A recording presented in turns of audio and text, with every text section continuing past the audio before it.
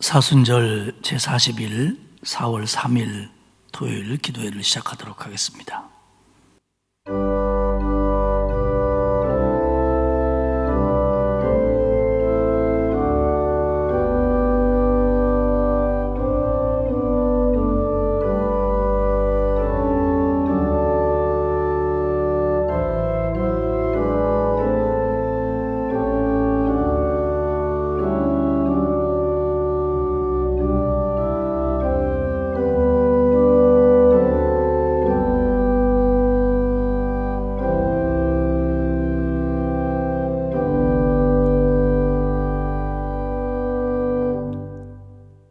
하나님 아버지 고맙습니다. 코로나19라고 하는 많은 어려움들이 있는 시간을 보내면서 특별히 올해는 사순절 기도회를 통해서 주께로 한 걸음 더 가까이 가게 하시니 고맙습니다.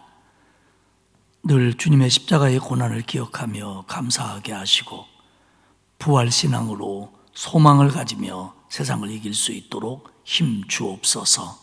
감사드리며 예수님의 이름으로 기원하옵나이다. 아멘. 161장 찬송하겠습니다.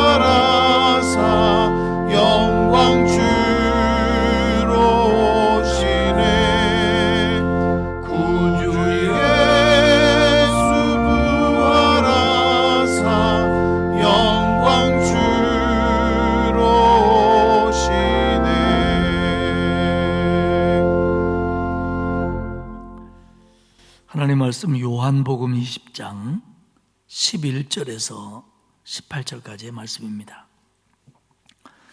제가 주는 성경으로 신약성경 183페이지입니다. 요한복음 20장 11절에서 18절까지 교독합니다. 마리아는 무덤 밖에 서서 울고 있더니 울면서 구부려 무덤 안을 들여다보니 흰옷 입은 두 천사가 예수의 시체에 뉘었던 곳에 하나는 머리편에 하나는 발편에 앉았더라. 천사들이 이르되 여자여 어찌하여 우느냐 이르되 사람들이 내 주님을 옮겨다가 어디 두었는지 내가 알지 못함이니이다. 이 말을 하고 뒤로 돌이켜 예수께서 서 계신 것을 보았으나 예수이신 줄은 알지 못하더라. 예수께서 이르시되 여자여 어찌하여 울며 누구를 찾느냐 하시니 마리아는 그가 동산지기인 줄 알고 이르되 주여 당신이 옮겼거든 어디 두었는지 내게 이르소서. 그리하면 내가 가져가리이다. 예수께서 마리아야 하시거늘 마리아가 돌이켜 히브리 말로 라오니 하니 이는 선생님이라는 말이라. 예수께서 이르시되 나를 붙들지 말라. 내가 아직 아버지께로 올라가지 아니하였노라. 너는 내 형제들에게 가서 이르되 내가 내 아버지 곧 너희 아버지 내 하나님 곧 너희 하나님께로 올라간다 하라 하시니 막달라 마리아가 가서 제자들에게 내가 주를 보았다 하고 또 주께서 자기에게 이렇게 말씀하셨다 이르니라. 아멘. 오늘은 사순절 마지막 날입니다. 예수님께서 살아나신 것, 살아나시다라고 하는 주제로 말씀을 나누도록 하겠습니다. 사실 오늘 우리가 찬송도 부활 찬송을 불렀고 또 성경 본문도 부활에 관한 말씀입니다만은 사실 그 예수님이 십자가에 달렸던 때로 돌아가 본다면 예수님이 부활하시기 전날이죠. 십자가에 달려 돌아가시고 그 다음 날인데 그날은 사실 제자들이 가장 절망스러워했던 날 중에 하나입니다. 첫날 십자가에 달리시고 제자들이 도망치고 할 때는 뭐가 뭔지 얼떨떨했을 겁니다. 그러나 하루를 지나고 나서 아마 잠도 못 잤겠지요. 그리고 나서 맞이하는 오늘 우리의 토요일은 그들에게는 아마 절망적인 날이었을 겁니다. 하지만 우리는 예수 그리스도의 부활을 알고 있고 믿기 때문에 오늘 사순절 마지막 날을 보내며 부활에 관한 말씀을 나누는 겁니다. 그게 맞는 게 사실 사순절의 결론은 예수 그리스도의 승리입니다. 사순절의 마지막은 예수 그리스도의 부활이 맞습니다. 그렇기 때문에 오늘 이 말씀을 나누는 것이 맞는 거라고 생각을 합니다. 예수님을 사랑했던 막달라 마리아는 예수님의 시신을 향유 처리를 제대로 못하고 안식일에 쫓겨 급하게 처리된 것에 대해서 안타까워하면서 안식 후 첫날 새벽, 우리로 말하면 주일 새벽이죠. 일찍 무덤으로 갑니다. 예수님의 부활을 기대했을 일은 없고요. 그 시신에 향유를 바르기 위해서 갔습니다. 다른 복음서에는 막달라 마리아와 다른 여인들이 함께 간 것으로 기록을 합니다. 이 막달라 마리아가 누굽니까? 7 귀신 들렸다가 예수님에 의해서 고침받고 구원받은 여인입니다. 즉 누구보다도 그 시대에 예수님의 은혜와 사랑을 많이 받았던 여인입니다. 그렇기 때문에 남다르게 주님을 사랑했던 여인이기도 하고요. 이 여인이 얼마나 주님을 사랑했는지 그 누가복음에서 예수님에게 향유를 부었던 죄인이었던 여인이 막달라 마리아였다라고 초대교회가 여겼을 정도입니다. 예수님 당시의 초대교회는 아니고 사실은 한 AD 한 400~500년쯤 돼서부터 그 여인이 막달라 마리아다라고 어떤 교황에 의해서 선포되기 시작했고 한동안 그게 교회에서 정설인 양 받아들였었는데 요즘에 와서는 그렇게만 볼 수는 없다라고 생각들 하는 신학자들이 많습니다. 어쨌든 그만큼 이 여인은 예수님을 사랑했다라고 하는 겁니다. 요한복음에 의하면 막달라 마리아는 향유를 바르기 위해서 무덤에 갑니다. 가보니까 그 동굴 무덤에 돌문이 옮겨진 것을 알게 됩니다. 그래서 놀라서 그 여인은 베드로에게 달려옵니다. 베드로에게 말합니다. 예수님의 문에 동굴에 그 돌문이 열려져 있습니다. 그러자 베드로와 제자들은 그 무덤으로 달려갑니다. 달려가서 무덤 속을 확인해 보니까 예수님을 싸고 둘렀던 세마포와 수건들이 놓여 있는 것은 보았지만 거기서 아무도 볼 수가 없었습니다. 그러자 제자들과 베드로는 돌아갑니다.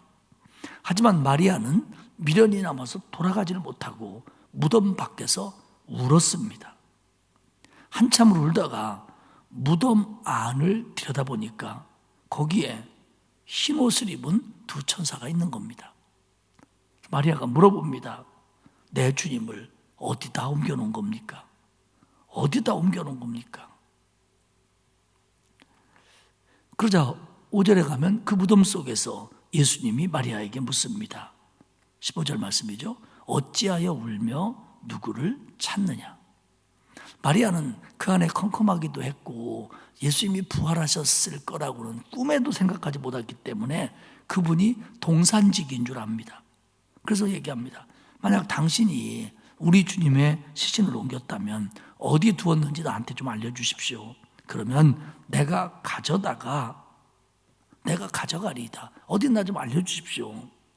그러자 16절에 보면 예수께서 마리아야 하고 부르십니다.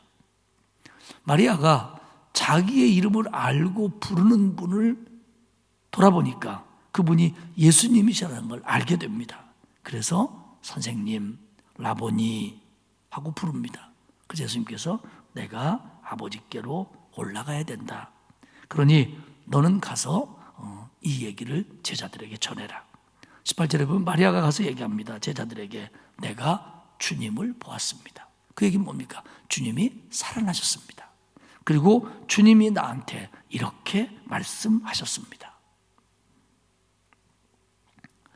오늘 이 얘기를 쭉 보면 사실 그 부활에 관한 기록은 마태복음이나 마가복음이나 누가복음이나 요한복음이 주님이 부활하시고 언제 부활하시고 이런 것들은 맞지만 그 부활 후에 이루어진 사건들에 대해서는 서로가 이야기들이 이 복음서에서 이야기하는 게 있고 저 복음서에서 이야기하는 게 있고 이렇게 다릅니다. 성서학자들은 이것이 만약에 만들어진 허구라고 한다면 다 똑같았을 거라는 겁니다. 그러나 그들 복음서 기자들이나 복음서 기자에게 영향을 준 사람들의 이야기와 경험 그런 것도 자기들이 정말로 경험한 것들만 가지고 기록했기 때문에 서로 이렇게 서로 틀린 게 아니라 서로 조금씩 다른 부분을 이야기하고 있다 이렇게 봅니다. 어쨌든 마리아도 그렇고 베드로도 그렇고 누구도 다 예수님이 십자가에 달려 돌아가셨을 때 끝났다라고 생각했습니다. 그럴 수밖에요. 끝난 거지요.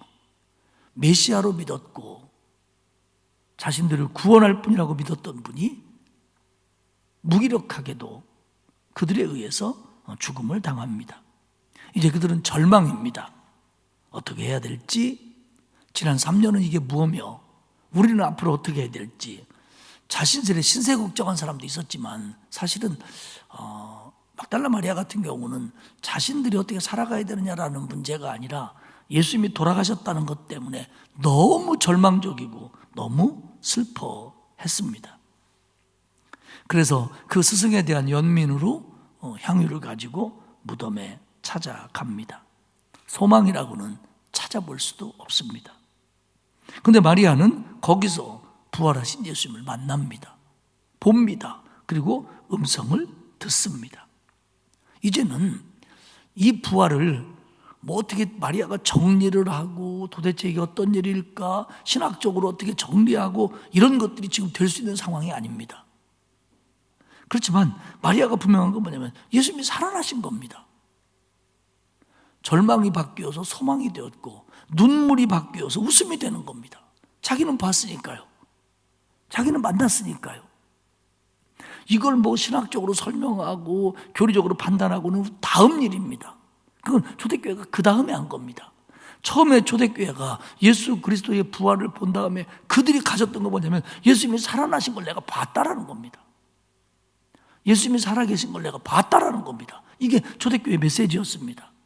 그게 무슨 의미를 가지고 그것이 어떤 무게감을 갖느냐는 뒤의 일들이었습니다. 결국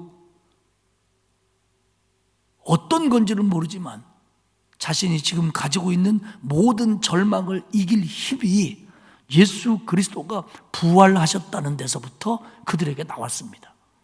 그들은 거기서 힘을 얻는 겁니다. 우리가 세상을 살아가는 곳은 사실은 소망적이지만은 않습니다.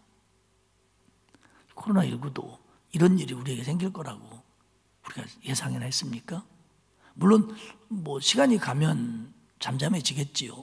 그러나 또 언제 어떤 일이, 이와 비슷한 일이, 또 이와 다르지만 이거보다 훨씬 더 힘든 일이 우리 앞에 닥칠지, 전체적으로 닥칠지, 개인적으로 닥칠지 아무도 모릅니다.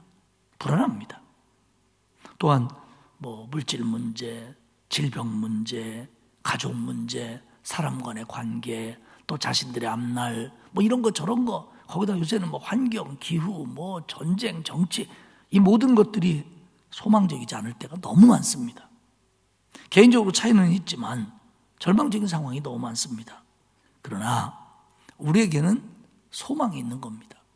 그 모든 것들이 어떻게 풀어갈지는 내가 다 모르지만, 그러나 분명한 건 뭐냐면 예수 그리스도가 나를 구원하셨고 내 인생을 책임져 주시기 때문에 아무리 절망적인 상황들, 여러분, 마리아에게 예수님이 죽은 것보다 절망적인 건 없었어요. 우리는 예수님이 살아계시잖아요. 그러니까 우리에게 어떤 절망이 와도 이 절망을 이겨낼 예수 그리스도가 살아나셨고 살아계시고 나와 함께 계시다고 하는 거, 이 부활신앙, 이것이야말로 세상을 이길 힘입니다. 오늘도 우리 성도들 개인적인 생활 속에서 막 걱정스럽고 절망적인 일들이 많을 겁니다. 또 특별히 더 많은 분도 있을 겁니다.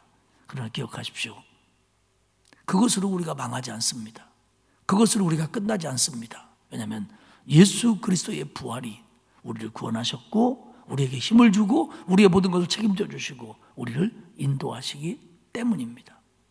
그렇기 때문에 부활신앙은 예수님이 살아나신 것을 믿는 것이 가장 기본이고, 그 다음에 예수님이 살아나셨기 때문에, 예수님이 모든 것을 이겼기 때문에 그 예수님이 나를 붙들어 주셔서 나도 이기게 하신다. 결국 뭐냐면 내가 죽음의 권세, 멸망의 권세까지 이길 수 있습니다. 주님이 나를 구원하셨기 때문에. 그러면 세상에서 죽음의 권세, 멸망의 권세가 주는 것보다 절망적인 건 없습니다. 그러면 가장 절망적인 걸 우리 예수님의 힘으로 이기게 하신 거예요. 그게 부활 사건입니다. 그렇다면 그걸 이기게 하셨다면 우리가 느끼는, 우리가 믿음 없기 때문에 그거보다 이게 크다고 착각하기도 하지만, 그러나 결코 크지 않은 이것들을, 그러나 내가 느끼기에는 굉장히 큰 이 모든 것들을 주님과 함께 이겨낼 줄로 믿으시기를 바랍니다. 예수님은 살아나셨고 내게 말씀하셨고 나와 함께 하신다. 이후로 제자들은, 여인들은 어떤 경우에도 절망하지 않았습니다. 어떤 환경이 되어도, 어떤 박해가 되어도, 누구 앞에 가도, 죽음이 자기를 협박해도 그들은 절망하지 않았습니다. 소망을 가졌습니다. 제자들의 예수님이 우리의 예수님입니다. 막달라 마리아의 주님이 우리의 주님입니다. 그들이 경험하고 믿은 부활이 우리가 믿고 소망하는 부활입니다. 같습니다. 그들에게 힘이 되었다면 우리의 힘입니다. 그들에게 소망이 되었다면 우리의 소망입니다. 그들에게 사실이었다면 우리에게 사실입니다. 오늘 부활신앙을 붙들고 다시 한번 소망을 가지고 힘을 내고 주님과 함께 현실도 이겨내고 마지막까지 승리하는 저와 여러분이 되시기를 주님의 이름으로 축복합니다. 하나님 아버지 고맙습니다. 그렇게 믿고 따랐던 예수님이 십자가에 달려 죽으시고 제자들과 따르는 모든 이들에게는 절망의 깊은 늪에 빠질 수밖에 없었지만, 그러나 우리 주님 부활하심으로 말미암아 그 절망은 소망이 되었고 눈물은 기쁨이 되었음을 우리가 말씀을 통해서 경험합니다. 막달라 마리아가 주님을 만나고 내가 보았다, 만났다, 그분이 내게 이렇게 말씀했다라고 말하면서 그 연민과 절망과 슬픔을 던져버렸던 것처럼 우리가 이 세상을 살면서 수없이 만나는 절망스러운 환경 속에서 그 모든 절망을 이기게 하신 주님의 부활이 곧 나의 부활임을 믿고 감사하며 이기는 우리 모두가 되도록 도와주옵소서. 살아계신 하나님, 부활하신 예수님을 믿고 주님과 함께 죽음의 문제, 죄의 문제, 절망의 문제를 다 이겨내는, 그리고 그 부활신앙으로 소망 가운데 살아가는 우리 복된 성도들이 다 되도록 도와주옵소서. 이제는 우리 주님 예수 그리스도의 은혜와 하나님 아버지의 사랑하심과 성령님의 감화감동, 위로 교통하시는 역사가 사순절을 통하여 주님의 고난을 더 깊이 마음에 담고 부활신앙으로 세상을 이기며 소망적으로 살 것을 다짐하는 온 성도들 머리머리 위에, 그 가정과 자녀와 일터 위에 이제로부터 영원토록 함께하옵시기를 간절히 축원하옵나이다. 아멘.